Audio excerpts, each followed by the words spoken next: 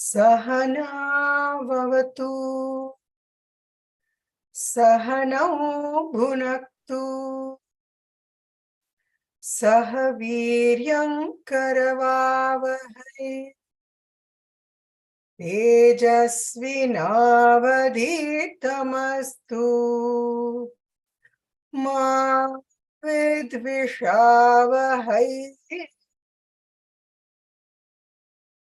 Om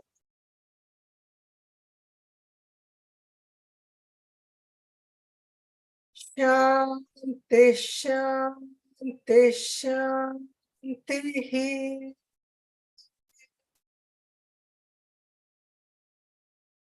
Yogena Chittasya Parena Vacha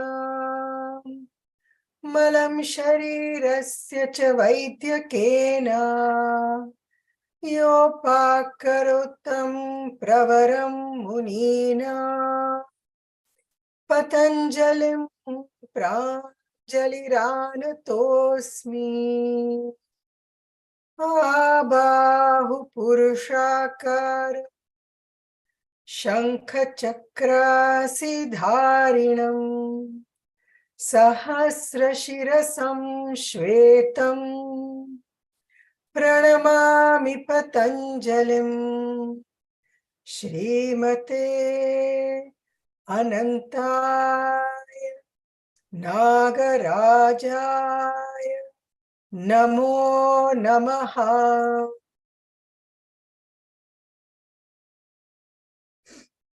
Please stay with your eyes closed and take a few breaths.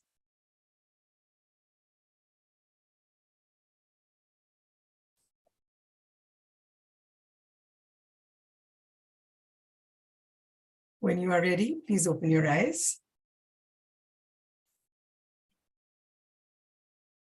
Our sessions in the Yoga Sadhana program seem very intense to a lot of people.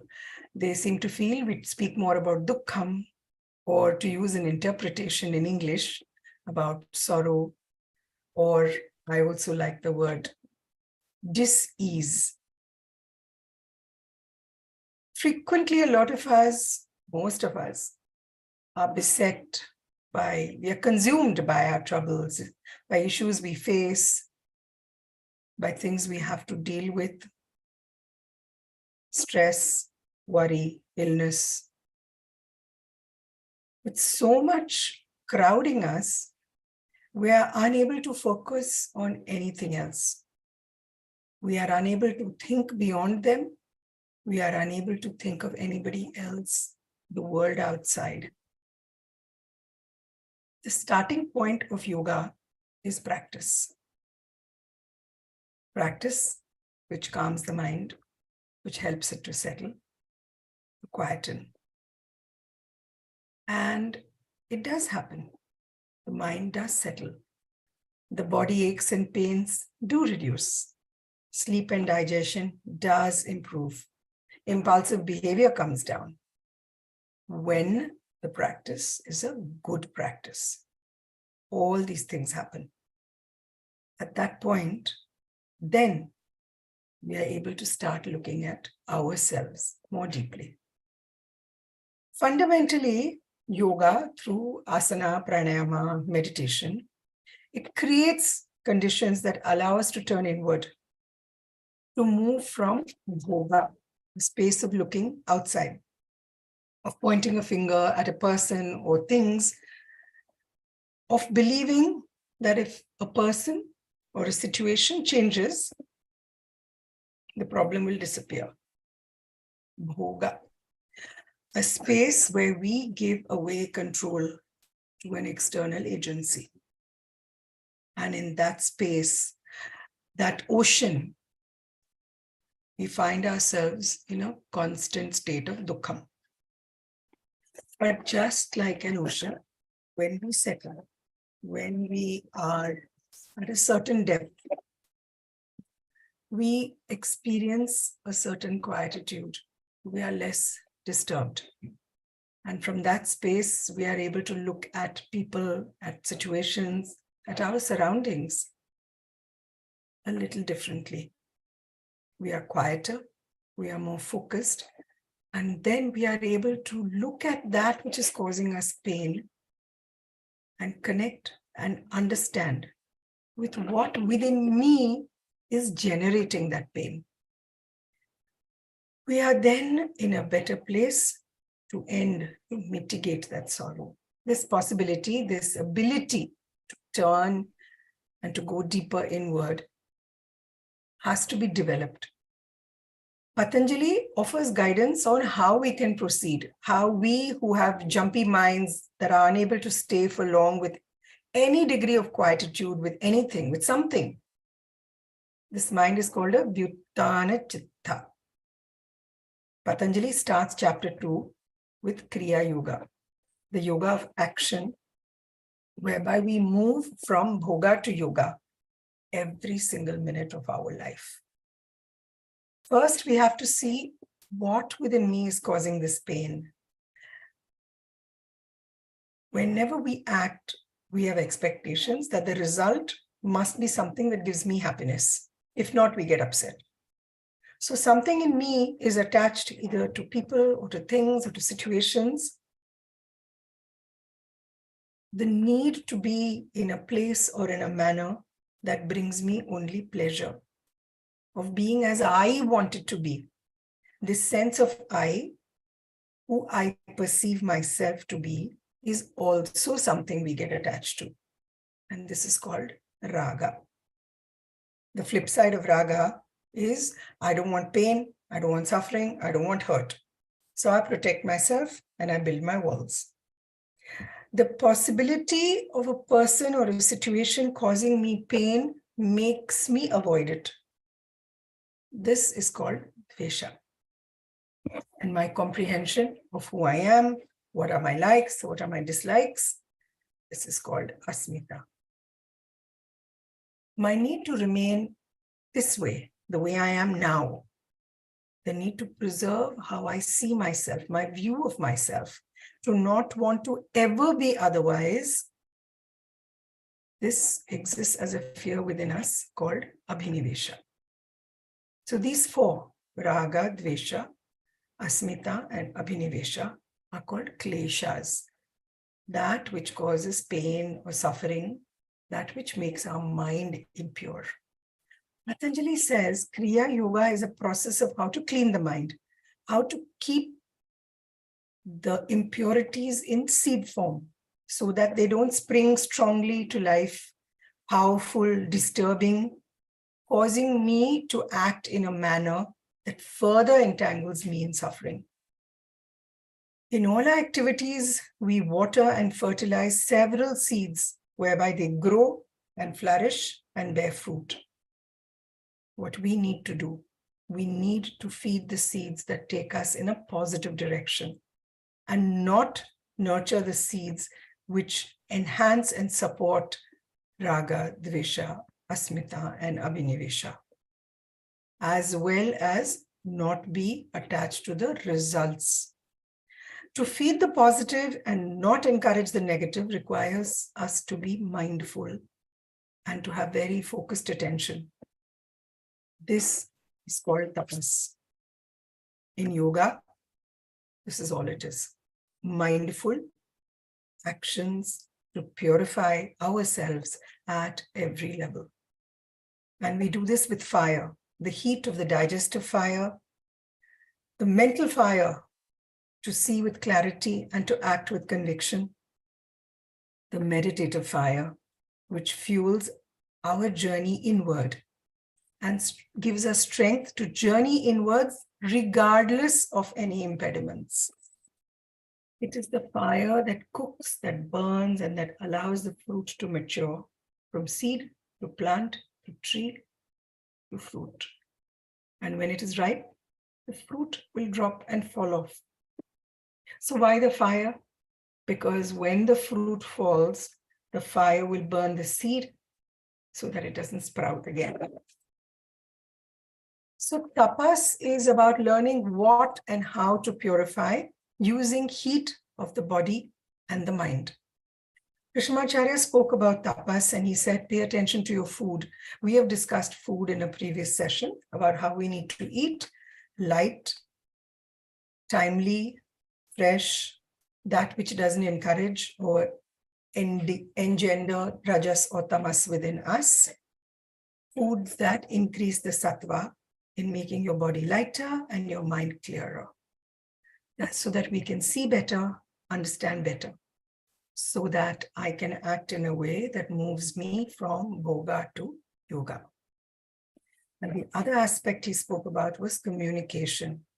Can I speak? Can I communicate? Can I express myself in a way where I do not cause pain or get caught in the dukkham in the world? So I practice ahimsa. I speak in a way that I don't cause pain, but at the same time, I stay with the truth of my reality. So satyam and ahimsa, food and asana, pranayama, these are all forms of tapas. The intent and intention of purifying is what makes all of this tapas. The second aspect of Kriya Yoga is Swadhyaya, to move towards oneself. It requires study, and in such a way that we are reminded constantly of the direction we want to be in, constantly to keep moving towards yoga. Ishvara Pranidhana, the higher intelligence, or however we understand it, however we understand Ishvara, whatever we call it, that force, that fuel that is keeping alive all of us and the cosmos. And Pranidhana, to surrender, to offer all our actions and results of our actions to that force. It is an attitude we need to cultivate, the attitude that the fruits that have formed are because of that higher force that has operated through us, and that we therefore offer the fruit to it.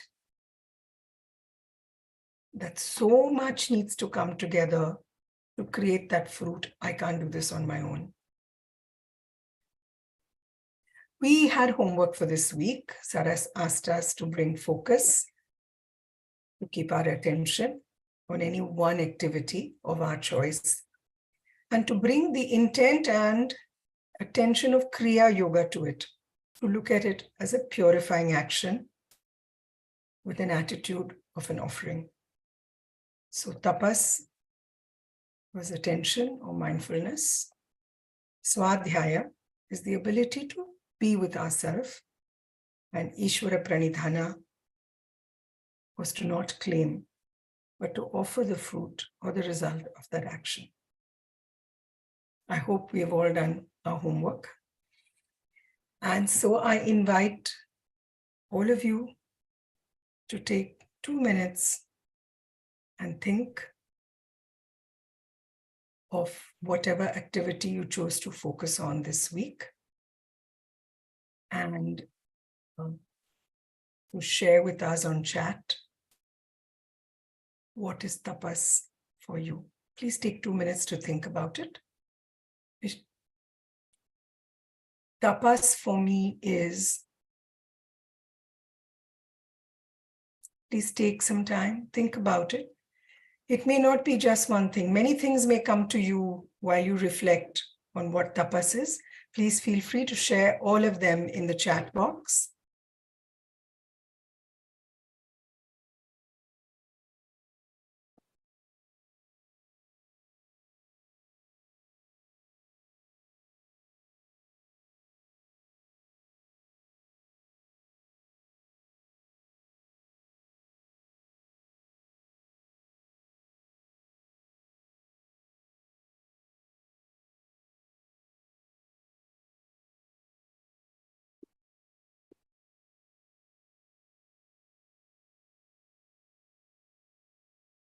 Lekha shares that tapas for her is consciously choosing to nurture the seed of happiness within her.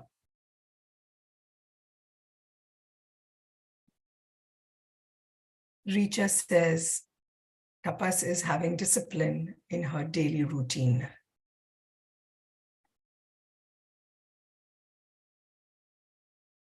Manikivasakam says tapas is for him Vairāgya.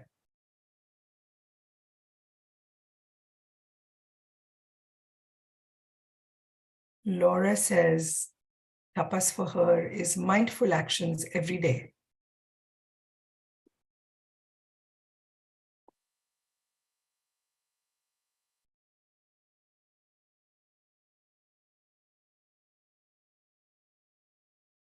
Sonia says last week she took tapas as her yoga practice and crochet, which helped her to develop focus, to try and control her mind.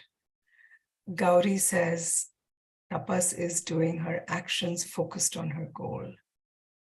For Arun, tapas is penance. For Shobha, it is purifying the mind with mindfulness and meditation every day.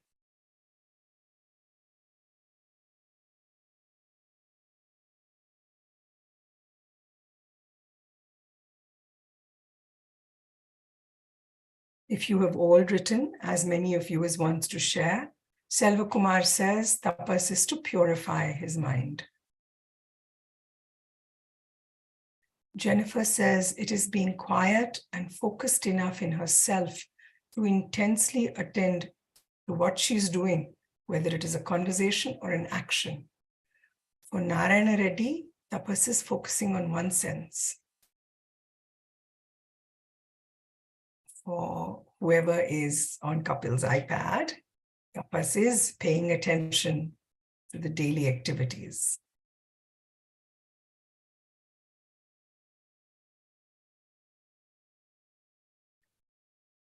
We will now move to the next slide, which is Swadhyaya for me is, please take 2 minutes to think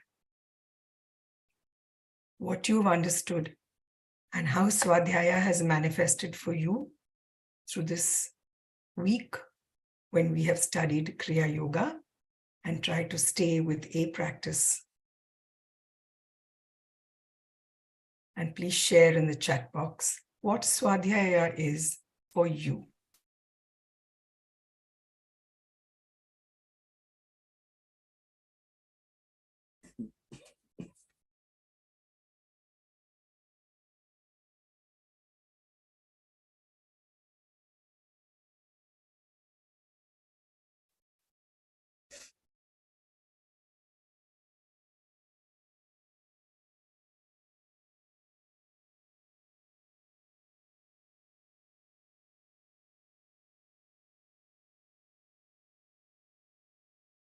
Lekha says Swadhyaya for her is to chant and study the Yoga Sutra as an everyday practice. For Selva Kumar, Swadhyaya is self-study.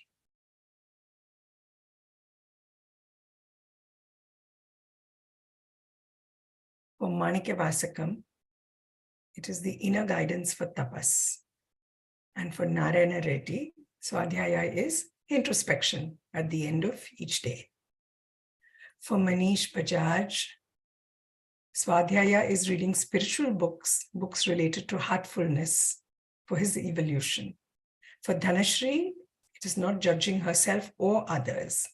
For Laura, Swadhyaya is to observe herself with no attachment or aversion.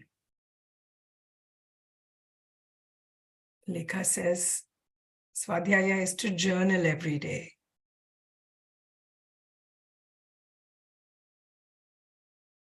Please feel free to put into the chat box maybe multiple things which stand for Swadhyaya for you.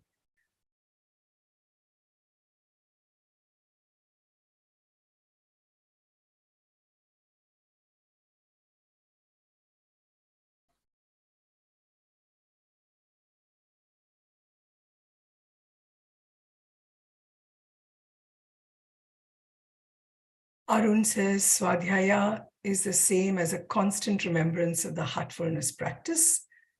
For Sonia, it is to think every day that she needs to control her mind somehow. For Shobha, she says she's been more conscious of her mind, following her asanas, following her breath to connect, and has been journaling after meditation.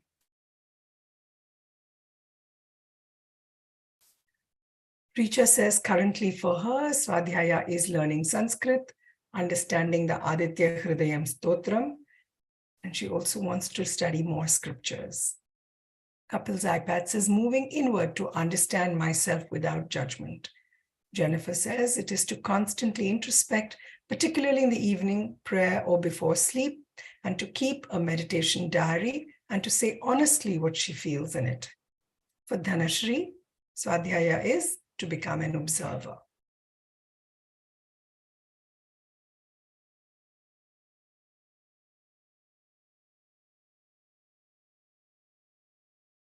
If everybody has shared what they want to, let us move to the last slide, which is Ishvara Pranidhana for me is, again, please take a minute or two to reflect for yourself. What is Ishvara Pranidhana for you? And please share in the chat box.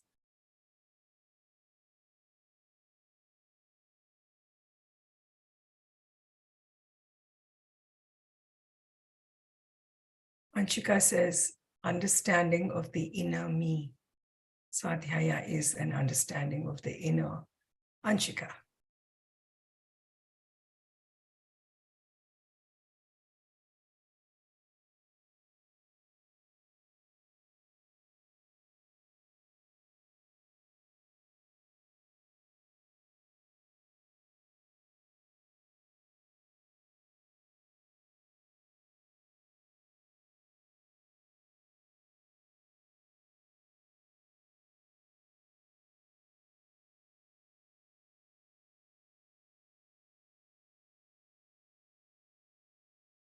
Maya says it is to be kind to oneself and to all others. Jennifer says Ishvara Pranidhana is connecting deeply with her inner master and following and handing over to this inner self. Selva Kumar says Ishvara Pranidhana for him is surrendering to the source.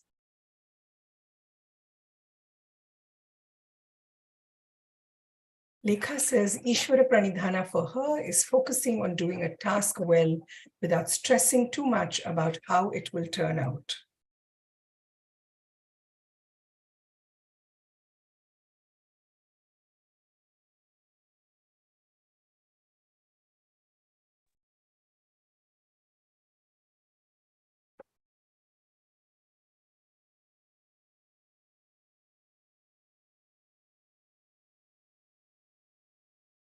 There is no doership attitude.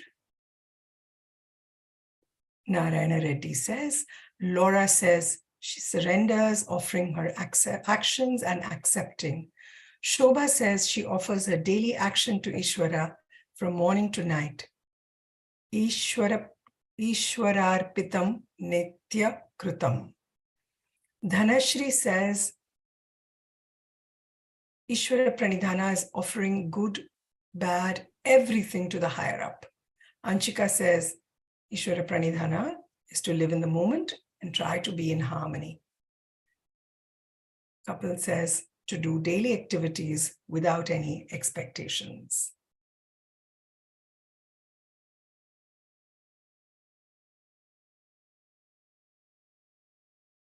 Thank you, Deepa. I'm sorry. All I can see is what is written saying Kapil's iPad.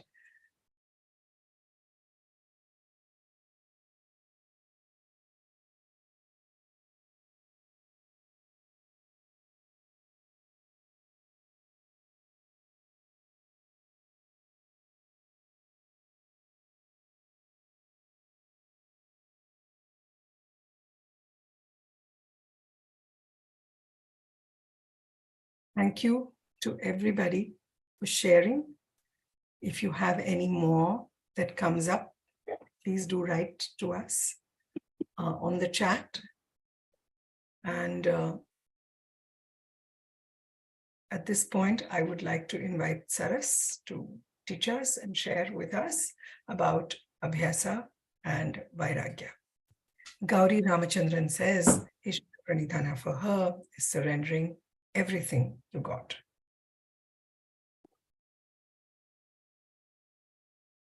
Thank you, everyone. Thank you, Gauri. It was so beautiful to read all the sharing and to see how all of us have brought all of this together in our daily life, in our actions, in the way we think, in the way we shape our mind, our attitudes, and through that process, how we are learning to move in the direction of yoga. So I was given to understand that about 1,245 people registered for this course from around 65 countries. And that's a very impressive number, right? Many names of these countries or cities I'm not even familiar with. But what is really impressive is the people from so many corners of the world who are interested in yoga, who are desiring to understand and go deeper into yoga sadhana, right? Without that intention, you wouldn't sign up. Now we all know, and if you are a heartfulness meditation practitioner, you also know the value of a direct session with a teacher or a preceptor where you are in the presence of the teacher and you're receiving the teachings or you're receiving the transmission. Okay? It's a very live connection. It is a very live process. And of course, we are all separated by time and space.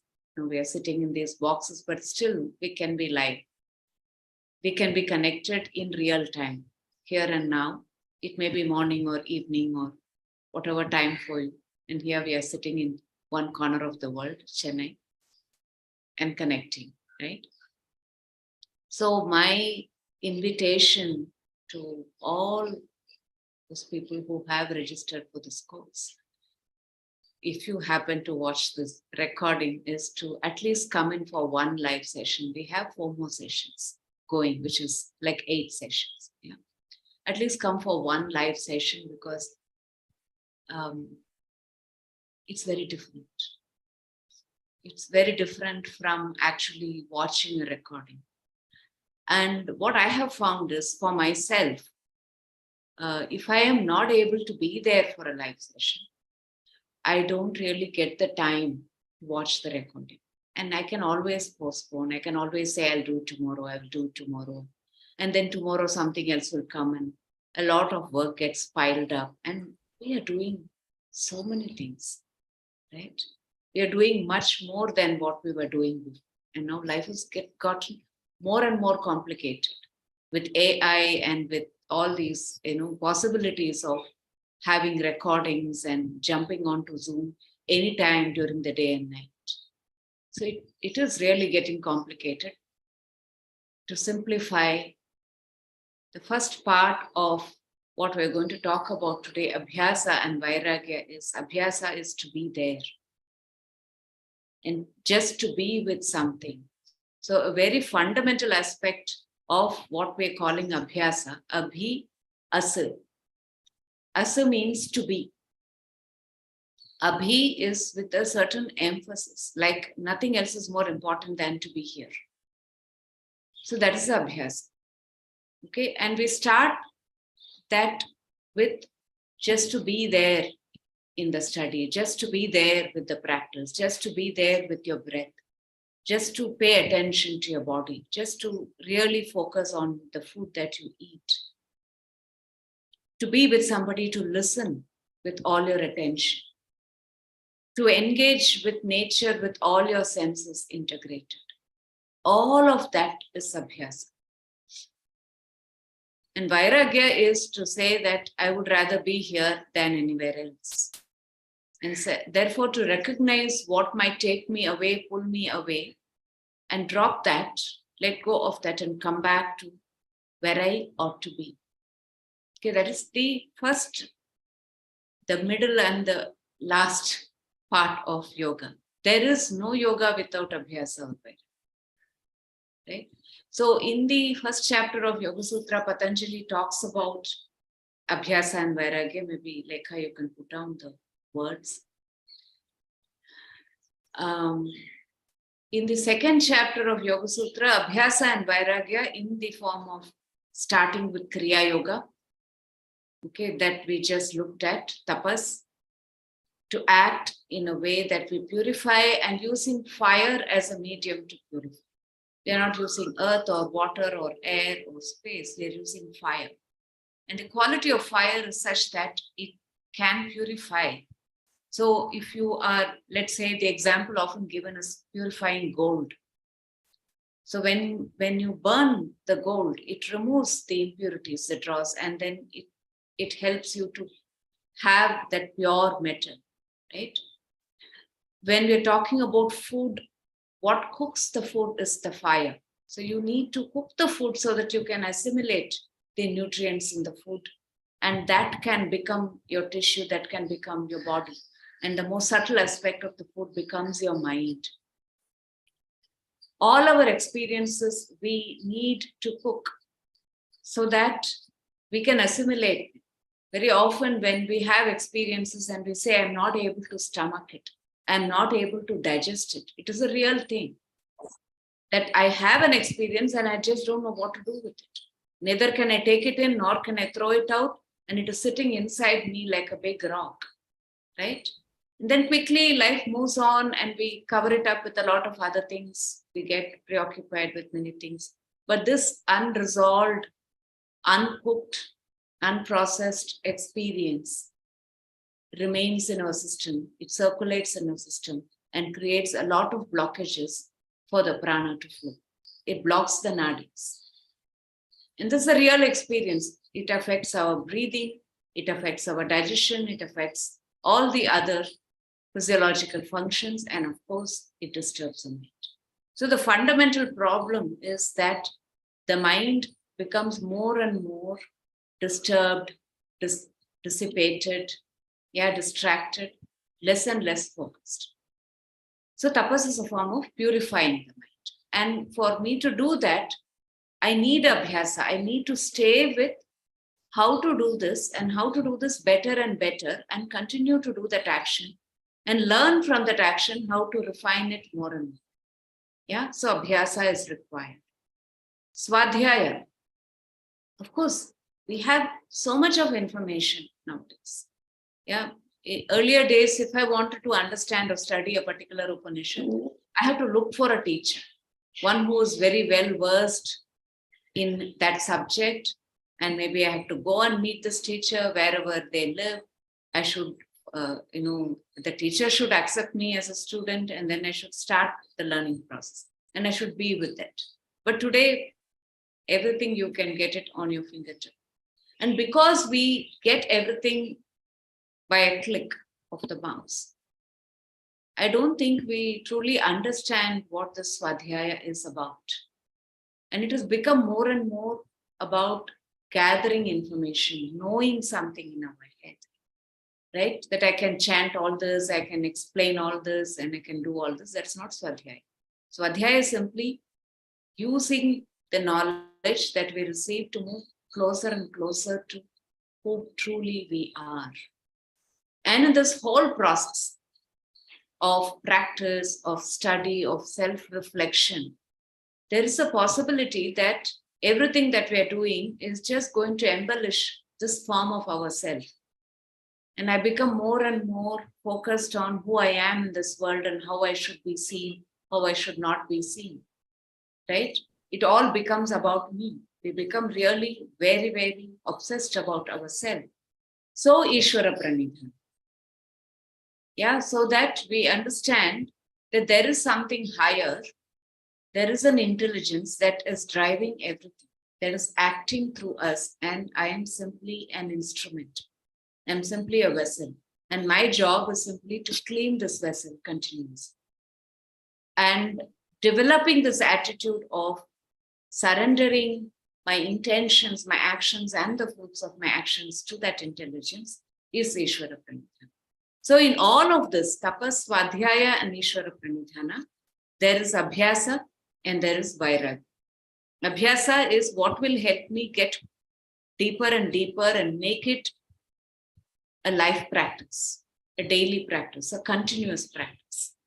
And Vairāgya is to recognize what takes me away from it and to let go of it. Right? So these two are very fundamental. And as we progress into the second chapter, which is primarily for people with a disturbed or a habitually distracted mind, this is very important that we start with tapasvadhyaya ishvara pranidhana, which are three aspects of the niyamas. So we build and cultivate these attitudes of purifying oneself, of staying with self-reflection and understanding who we are, and continue to offer our actions and the fruits of our action to a higher intelligence. We become ready for Ashtanga Yoga.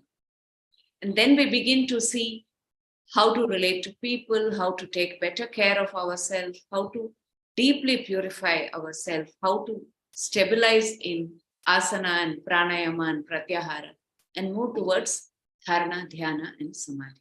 So we become ready for the Ashtanga Yoga practice. This whole process of staying with practice is Abhyāsa, just to be with it, which means in your daily practice, when you are, say, doing a simple Tadasana. So today you will be doing a practice. When you do a Tadasana, your Abhyāsa is to be with your body and your breath continuously. And when you pause, you be in that quiet stillness between the inhalation and exhalation, between the exhalation before the next inhalation, just to be there, just to be with your body, just to become that posture. Yeah. And deeply, deeply connect to your body and your prana. That is Abhyāsa. Vairāgya is more important because the mind will run away. It is habitually distracted. Yeah. We are habituated to think 100 things at the same time. We are so preoccupied. Yeah, it will keep running out. Vairāgya is to recognize that this is not where I need to be. Drop that, come back to your body and breath. So in everyday practice, in every moment, with every breath, there is the practice of Abhyāsa and Vairāgya. And the more and more I learn to strengthen that, then practice flows very well. So mindfulness, to be in this moment, is Abhyāsa. To not get carried away by what does not belong to this moment is Vairāgya. And another very important thing to remember is Vairāgya is very difficult to begin with. Yeah, even to like give up half an hour of sleep, or to eat less, or not to eat when I am not hungry. I know that I'm not hungry, but I'm tempted to eat this food. Okay, and I can tell myself I have to have Vairāgya and all that, but then the mind that is filled with Rajas and Tamas will invariably pull me in that direction. And then after I have moved off in that direction, I feel really bad and miserable about it. So Vairāgya is difficult. Therefore, the focus is more on Abhyāsa. And as the Abhyāsa becomes stronger and stronger, as what you need to be with, if you remember that and come back to it again and again, the strength of your Abhyāsa, because that's what is cleaning your mind of excess of raga and dvesha, asmita and abhinivesha. It's cleaning the mind of excess of rajas and tamas. Then the tendency for Vairāgya will be stronger. The tendency for the mind to be pulled in different directions will come down. One will naturally develop that inner strength and a certain level of control. It is not a control that you impose on the mind, because if you impose that kind of a control on the mind, which is what a lot of us do in the beginning, then we move to the extremes. We're extremely controlling, like, sometimes dieting. I'll avoid this, I'll avoid that, and then I will go into an extreme state of control, and then I move into the opposite of becoming more and more indulgent. That is not Vairāgya. So Vairāgya is to recognize that indulging in something, engaging in something is actually going to pull me away, to see the fault in that object that I want to engage, to see that fault, to see that it is going to pull me away. And to be able to see that more and more will naturally help you to develop the Vairāgya. So then Vairāgya becomes the fruit of Abhyāsa. So even if I am not able to develop that kind of a mastery over things that I am so deeply conditioned with, yeah, so compulsively my mind and my body is feeding on that, my senses are feeding on that, at least to be able to look at that and say, this is not helping me. Okay. Over a period of time, one will develop that Vairāgya, provided the Abhyāsa is true. Okay. For example, if I have to do pranayama every day, 40 breaths.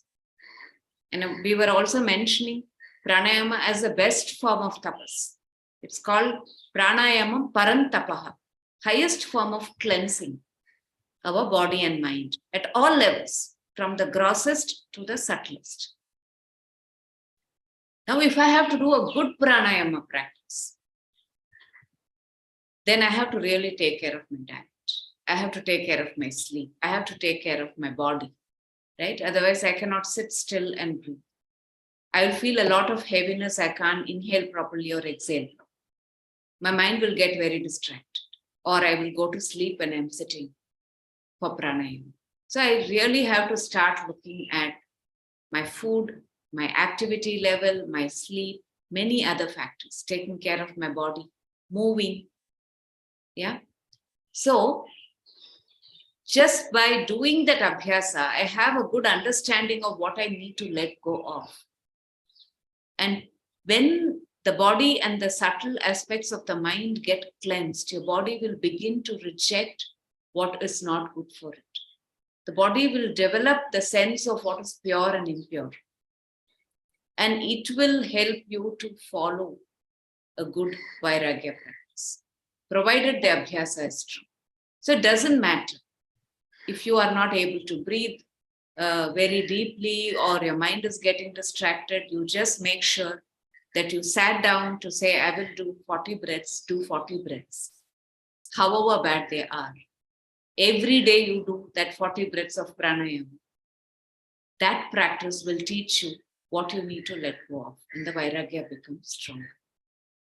So I'm going to stop here, and we're going to get into practice, because we cannot understand Abhyāsa and Vairāgya without actually getting into it.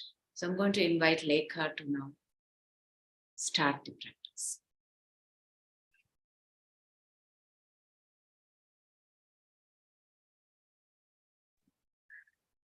Thank you, Saras. Yeah, we are always breathing, so it doesn't matter if you're a beginner. You can break down the practice. You can do 20 breaths or 15 breaths and just do some movement, come back another, do some 15, 20 breaths.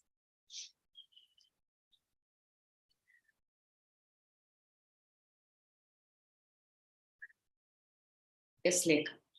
Thank you, Saras. So before we start the practice, I have a request. If many more of you could turn the videos on, it will help me to guide the practice a little more easily, because I can see what you're doing and modify accordingly. Shipra is pinned on your screens right now, so at any point she can be a good reference, and she will demonstrate. I didn't. All right.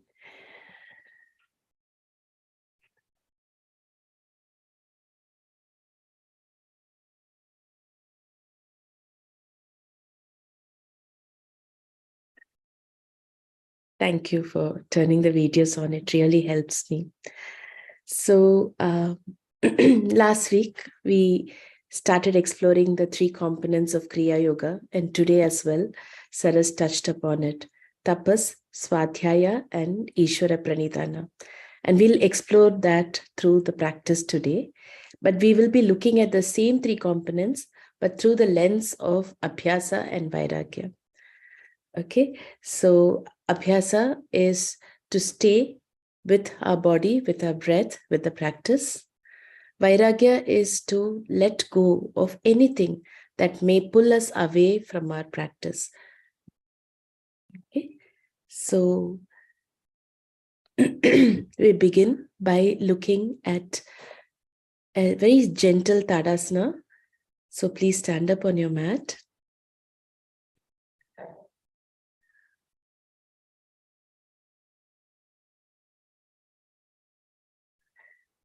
So through this practice of Tadasana, we are looking at the idea of tapas. Tapas as any action that purifies or cleanses us. So let us see how we can bring this attitude of cleansing, of purifying into our practice. Okay, so stand in Samasthiti. Ensure your back is straight. Shoulders, arms, neck is relaxed.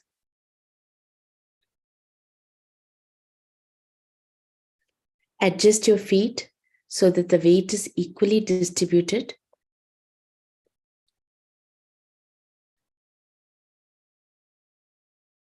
Once you feel comfortable in your body, you feel a sense of stability. Gently draw your attention to your breath. As you observe the breath, notice this gentle pause that exists at the end of inhale and exhale.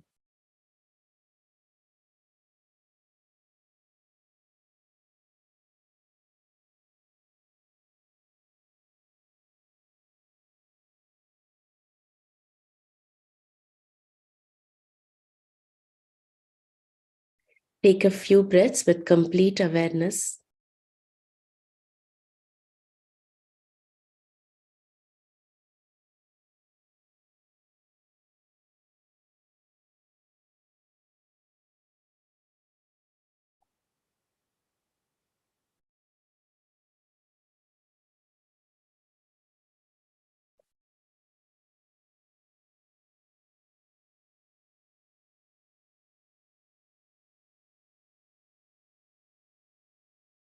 As you inhale, trace the breath from the tip of your nostrils all the way down to your abdomen. And as you exhale, hold this visualization, this intention that you're letting go of all the impurities.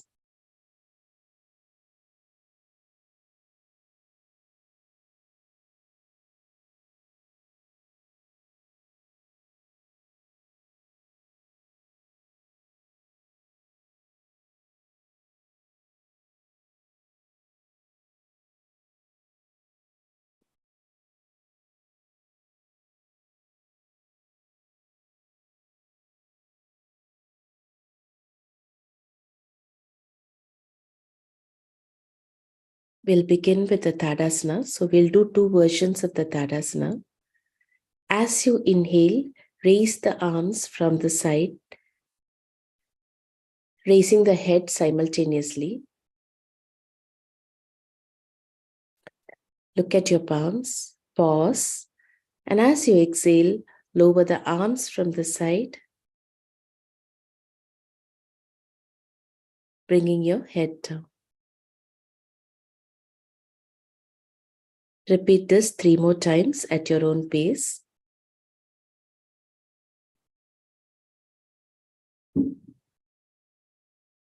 Feel the stretch of the spine as you inhale. I didn't.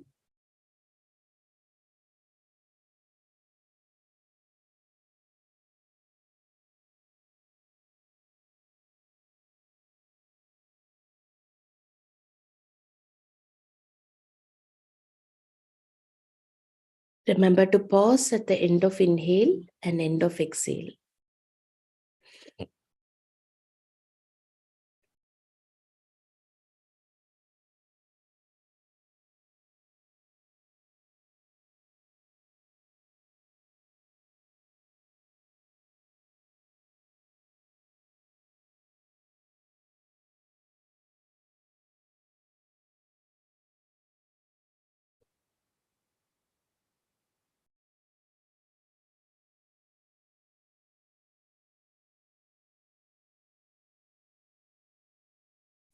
Now we are going to repeat Tadasana.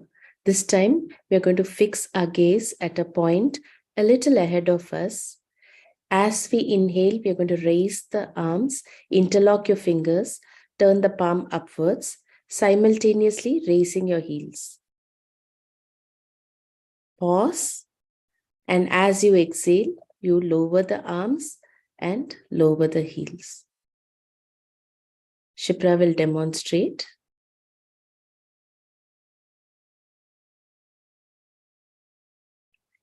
Inhale, interlock your fingers, turn your palm upwards, raising the heels simultaneously. Pause. As you exhale, unlock your fingers, lower the arms, lowering the heels.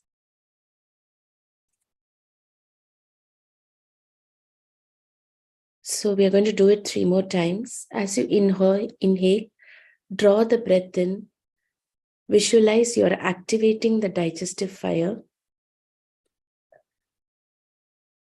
And as you exhale, slowly visualize that you're removing all the impurities from the body.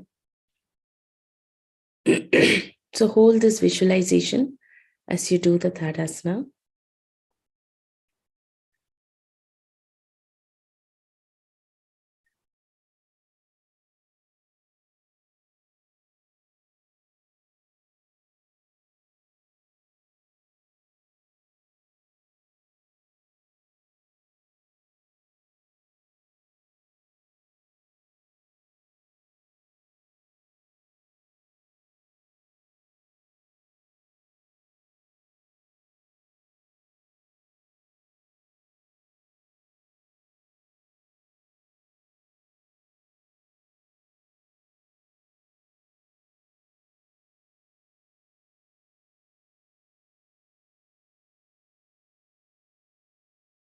Once you're done, sit down on the mat or the chair for a short pranayama practice.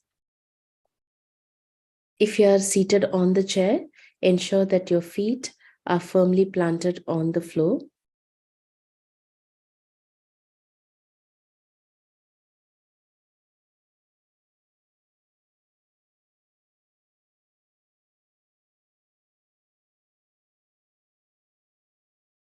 If you feel the need to take the support of a wall or a cushion, please do so.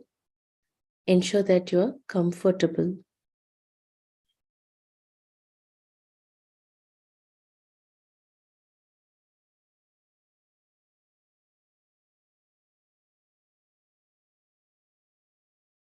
Once you're settled, make sure that your spine is erect. Your shoulders are relaxed. Take a few moments to consciously relax the muscles of your body, especially the muscles at the back of the neck, arms, legs, shoulders, and the muscles of your face.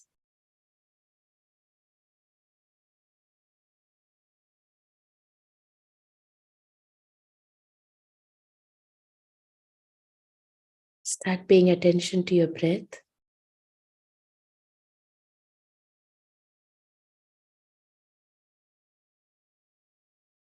As you inhale, bring your attention to the abdomen, visualizing the digestive fire.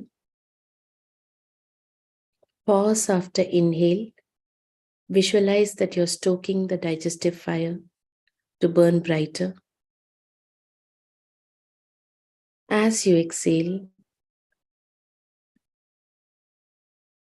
visualize letting go of all the impurities, all the toxins. And at the end of exhale, hold your breath for a few seconds. Feel the emptiness, feel the pure space within you.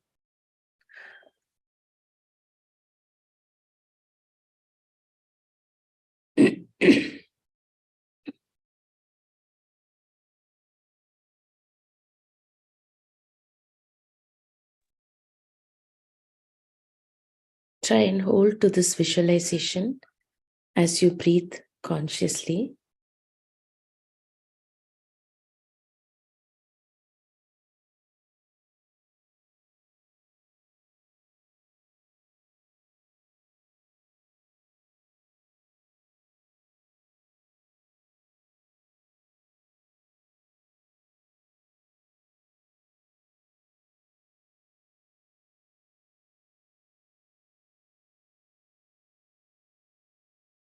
Now we will be doing Sheetkari Pranayama on inhale.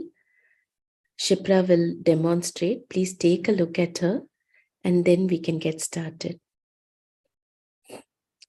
So we will inhale using Sheetkari. So keep your mouth open slightly as if you are having a wide smile. Keep a small gap between the upper and lower teeth and place the tongue just behind the teeth and inhale through the mouth. So you'll feel the cool air coating the surface of the tongue. So as you inhale using Sheetkari, you raise your head, close your mouth and bring your chin down. And then start exhaling through the nostrils. And then pause for a few seconds at the end of exhale. Shipra will demonstrate it one more time. So we start by keeping the mouth open as if there is a wide smile. There's a small gap between the upper and lower teeth. Place the tongue just behind the teeth. Inhale through the mouth, feeling the coolness of the breath over the surface of the tongue. As you inhale, raise your head, close your mouth, bring the chin down, and then start exhaling through the nostrils. At the end of the exhale, for a few seconds, hold your breath, feeling the quietness within.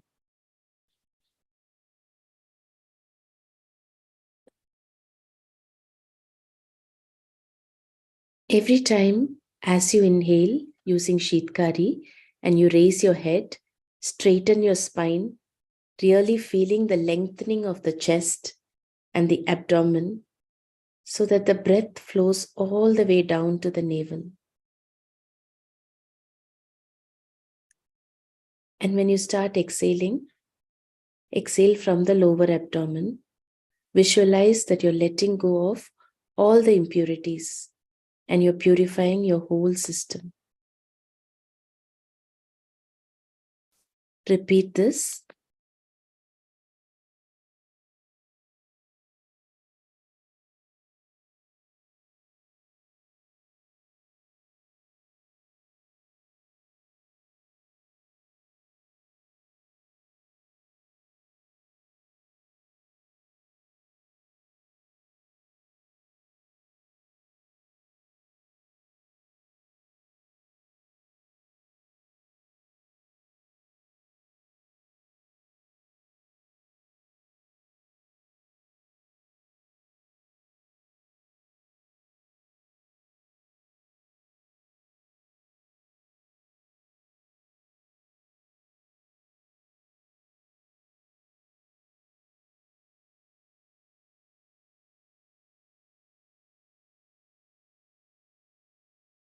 As you inhale, visualize you're stoking the digestive fire within you.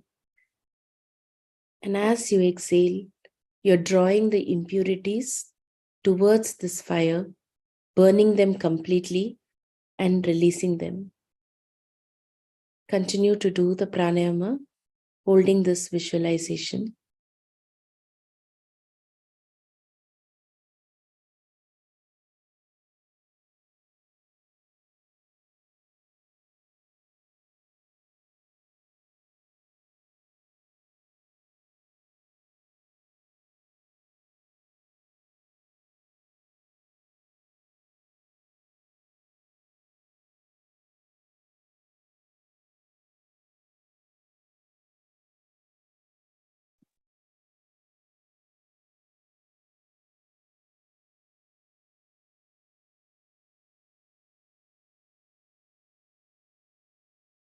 Three more breaths with complete attention.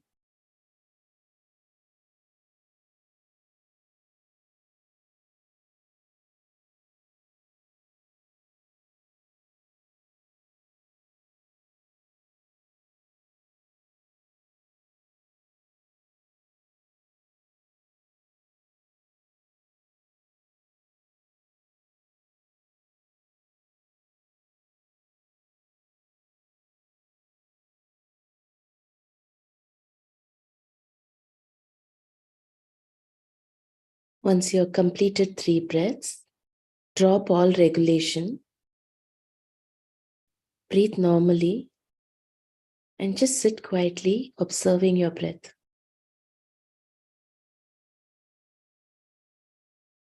Continue to keep your eyes closed.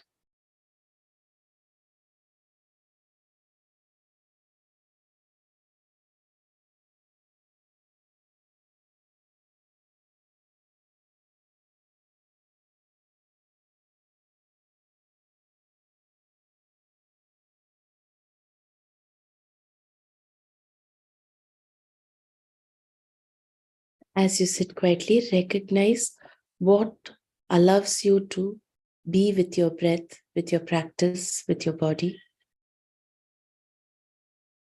What anchors you to the practice. And also observe how the mind wanders. And let go of anything that takes the mind away from the practice.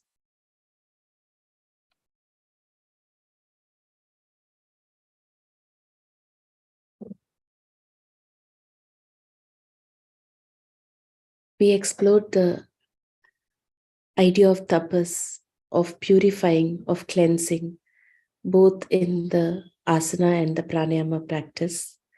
We will now explore the second component of Kriya Yoga, which is Swadhyaya. So Swadhyaya is the ability to truly look at ourselves without judgment, without expectations, without being caught up in the past or the future, to look at ourselves as we are today, to meet ourselves with a certain kindness, with a certain compassion, and also with a certain sense of dispassion. To explore Swadhyaya, we are going to do a Kriya, Trataka. We did this a couple of weeks back. To do Trataka, I hope you have brought your candle or your diya or lamp. Please bring the lamp closer to where you are seated for your practice.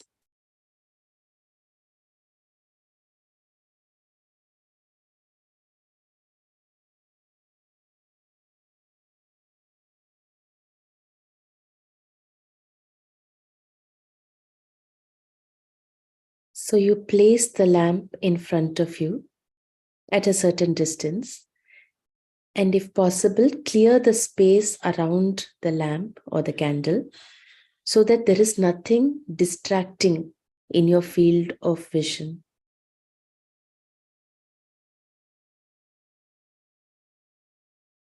You place the lamp a little lower than your eye level so that your eyes can comfortably rest on the flame of the lamp.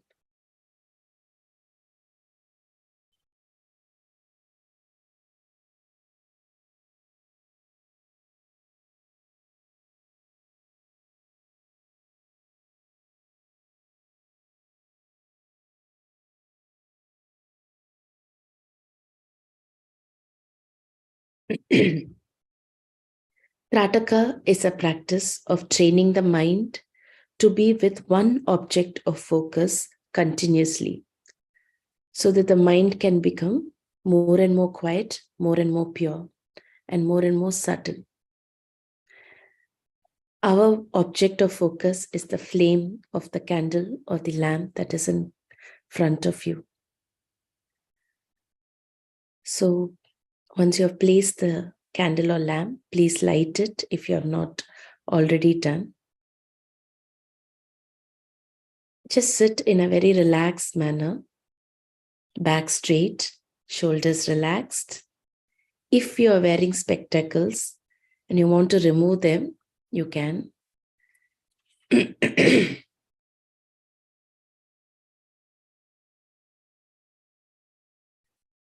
Just take a minute to relax your body. Bring your awareness to your posture.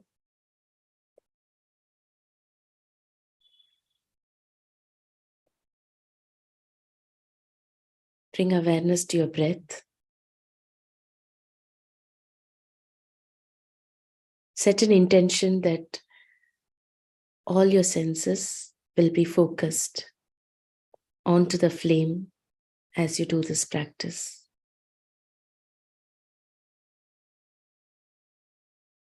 Now open your eyes and direct your eyes to the flame of the lamp or the candle.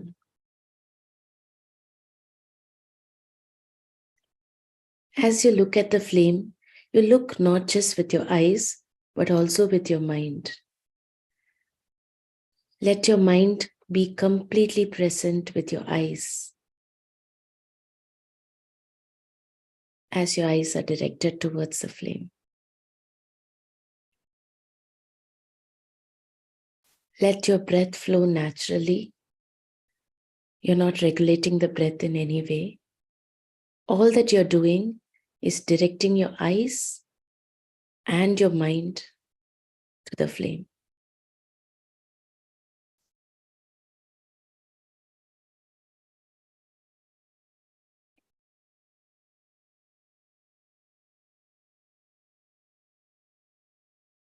Try and maintain a very soft gaze.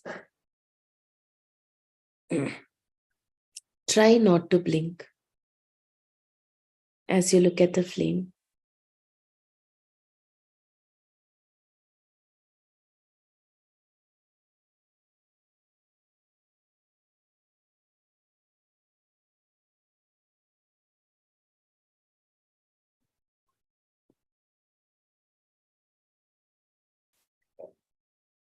If you're able to look at the flame without blinking, it is possible that your eyes may start watering, and that's okay.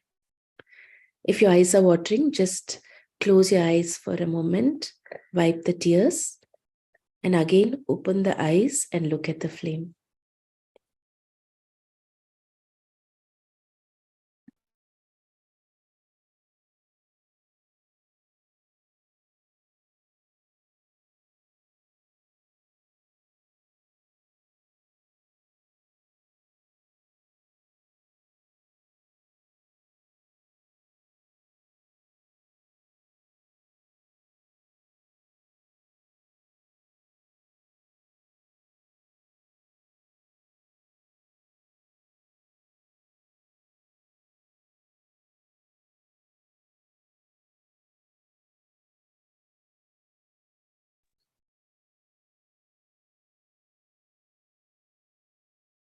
Abhyāsa is to stay with the practice, and Vairāgya is to let go of anything that may distract us, that may take us away from the practice.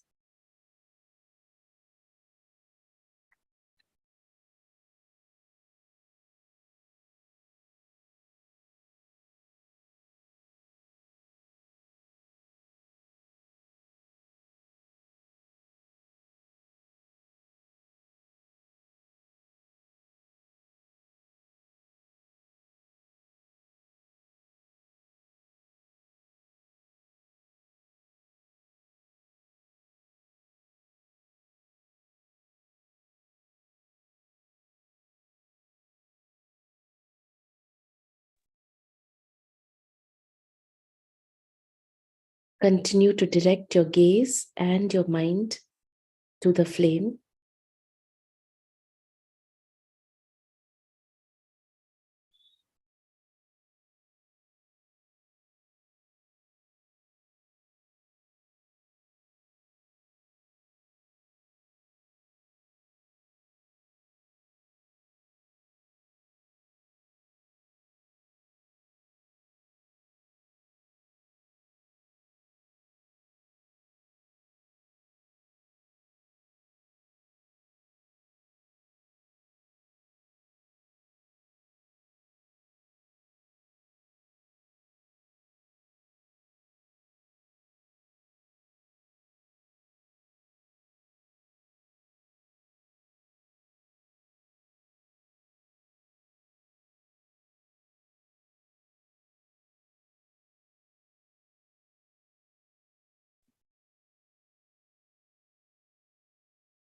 Please close your eyes And let your eyes completely relax. With your eyes closed, you may be able to see a mental image of the flame.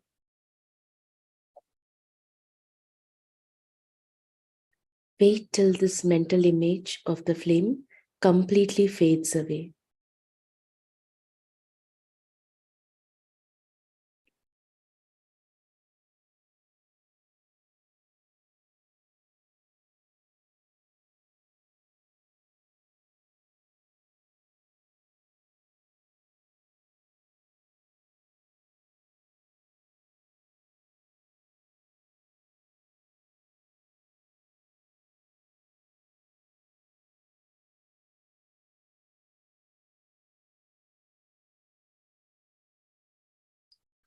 Cup your eyes with your palms.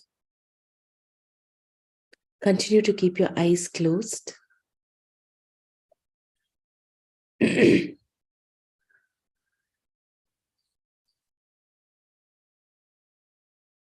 open your eyes within your cupped palms, and then you can bring your hands down, place them on your lap. Sit quietly for a few moments.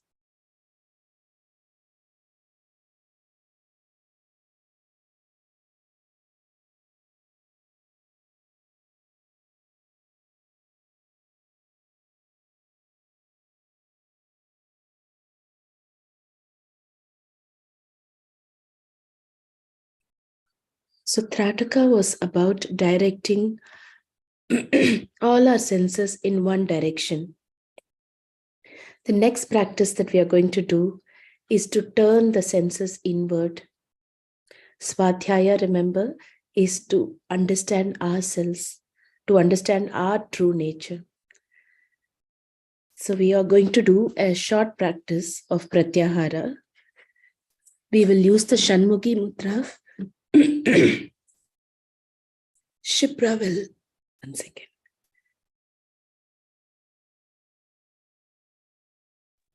I'm sorry. Shipra will demonstrate. So sit in a very relaxed manner. Again, with your spine straight, shoulders relaxed. If you are wearing specs, please remove them. Okay. So Shipra will demonstrate the Shanmukhi Mudra and then we can start. So we open up your hand. Place the thumb against the ears so that you can close your ears. Now place the index finger above your eyelid and use the middle finger to gently close your eyelids. So you're shutting off the sense of vision. The ring finger is placed against the nostril and the little finger is placed against the sides of your mouth, keeping your mouth closed. So as you keep your little finger against the mouth, you're paying attention to your speech and to your tongue. Keep your elbows open and relaxed. And bring your focus to your heart space. You breathe naturally. So as you do this, I will repeat the instructions. Place the thumb against the ears so that you can close your ears. Place the index finger above your eyelid. Middle finger is gently closing your eyelids. Ring finger against the nostril. The little finger placed against the sides of your mouth. Mouth is closed. Your elbows are relaxed. Shoulder is relaxed. And you're breathing naturally. Ensure that your fingers and fingertips are relaxed and you're not pressing or forcing. You're just placing the fingertips very gently.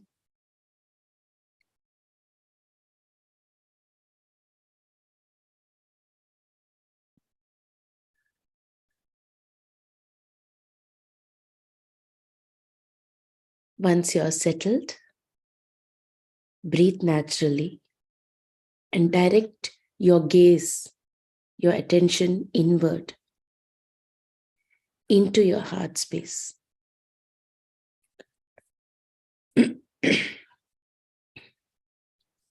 Watch yourself in a very gentle, compassionate, dispassionate manner.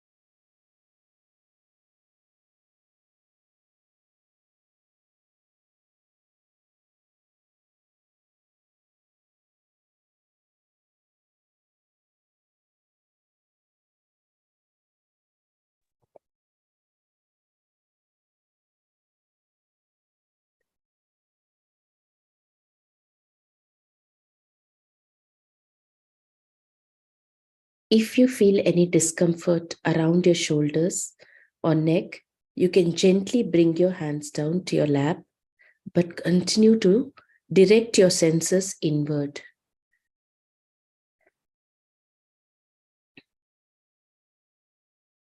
As you look at yourself, drop all judgments, all expectations. And you're just looking at your thoughts, your feelings. You're gently observing the sensations in your body.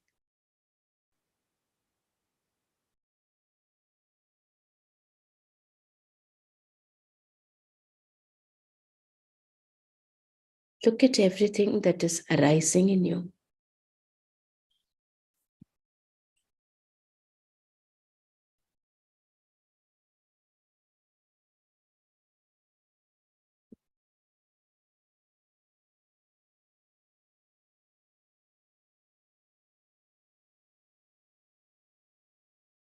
Those of you who are still holding the mudra, please bring your hands down. Continue to keep the focus in the heart. Relax your shoulders, relax your neck.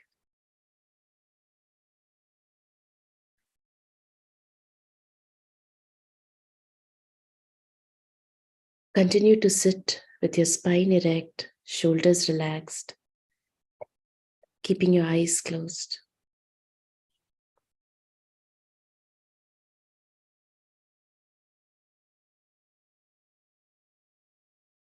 Now we will explore the quality of Ishvara Pranidhana. We'll do this by meditating on the Pranava mantra, Om. So you chant Om on exhale. And as you chant Om on exhale, reflect on the qualities of Ishvara, this divine intelligence that is beyond time and space, this divine intelligence that is untouched by any impurities or afflictions. Qualities that we want to acquire so that we may journey towards our true nature. So bring your awareness to your heart.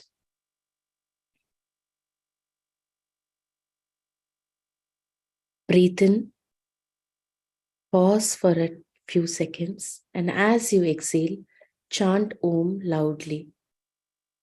And at the end of exhale, pause for a little while to experience the empty space of Ishvara. Shipra will demonstrate for us. You can continue to keep your eyes closed and you can do the practice along with her.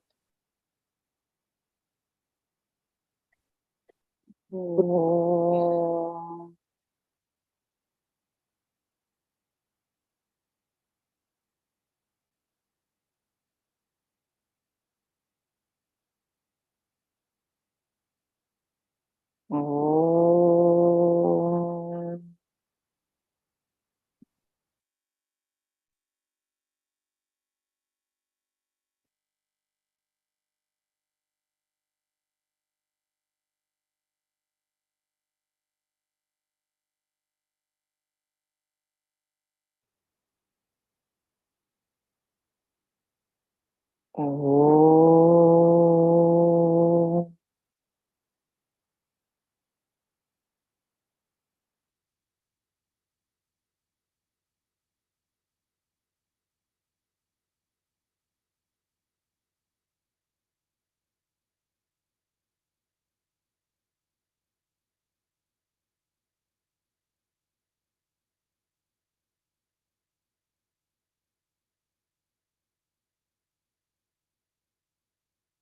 Now chant Om softly, continuing to focus on the heart.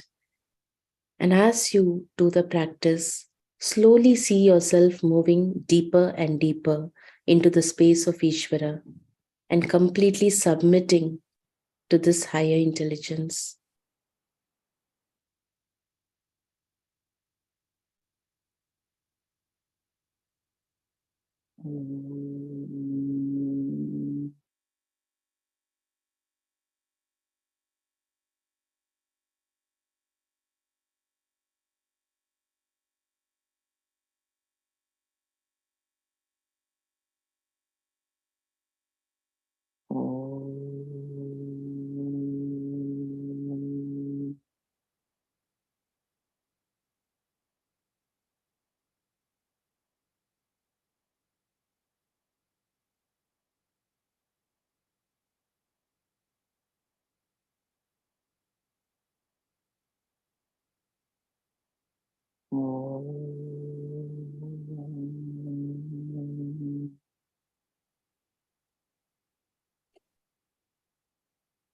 The next few breaths, chant Om mentally, continuing to focus on the heart.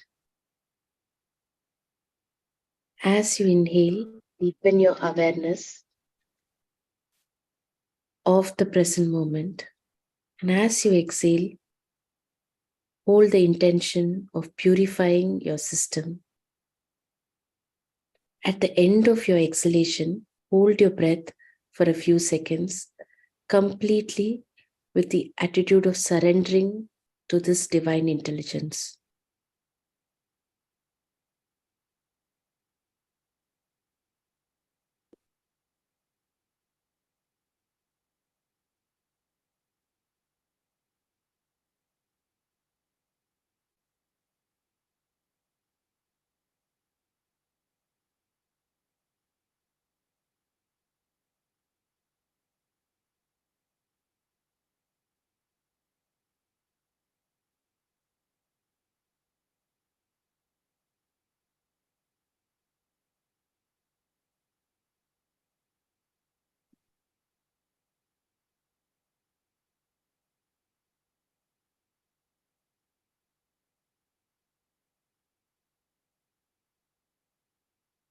Now drop the visualization and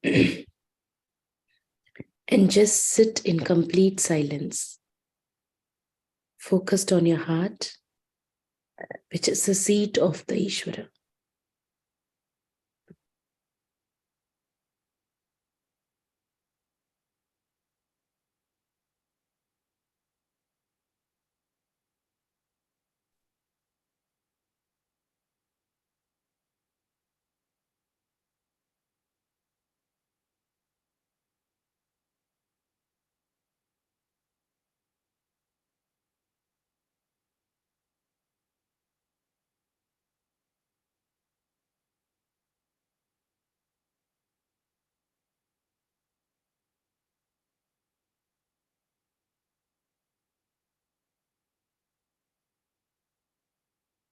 When you feel ready, you can gently open your eyes.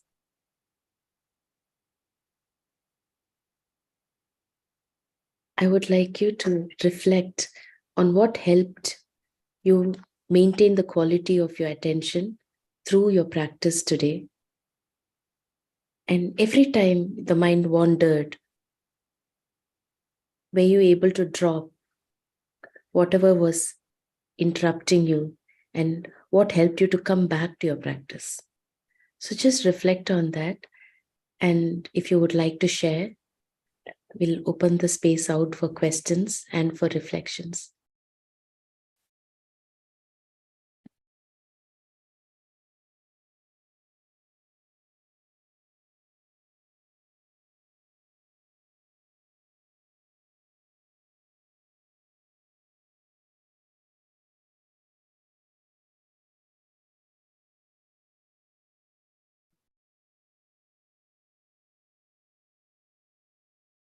You can either share it on the chat or you can just unmute yourself and share or ask your question.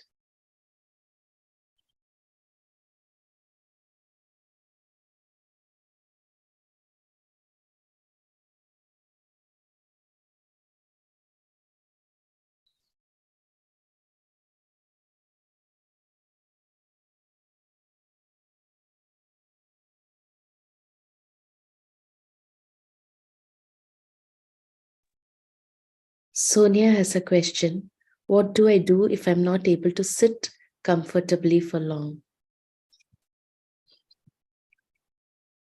Yeah, so that's one of the most difficult things that we experience in the beginning of wanting to do a longer pranayama practice or a meditative practice, that we have difficulty sitting down still and comfortably. So that's why asana practice becomes important. So you have to really observe to see which part of your body is hurting. Is it the upper back or the lower back, or your legs go to sleep, or you have knee pain? Now, it's very important that you keep the spine erect so that the breathing flows very well. Okay, you're not slouching, you're not leaning back onto a support. Where you are losing that alignment of the head, neck, and spine. Okay, so if it requires that you use a back support, you sit against a wall or against a backrest, but keeping the spine more erect, that's fine. You can sit on a chair, that's absolutely fine. But when you're sitting on a chair, make sure your knees are slightly lower than the hips. Yeah, the knee shouldn't be higher than the hips because it might constrict the flow of the blood. And your feet are placed on the ground or on a footrest. Yeah. So just make sure that you keep the spine erect, you use a support or you don't use a support, that's fine. You can sit on a chair. Just make sure that you're absolutely comfortable in the body. But you're also holding the spine erect position so the mind is more attentive. Okay. Slowly over a period of time, you can prepare the body using asana so that you can sit comfortably down, either in Sukhasana or Siddhasana or Vajrasana or Padmasana, whatever. You can even change these postures. But that is not mandatory. Sitting on the ground is not mandatory. That you're sitting comfortably, that your breath flows well, that you're able to bring your attention to your breath and what you want to focus on is more important. So don't force, don't torture the body. But over a period of time, you can prepare.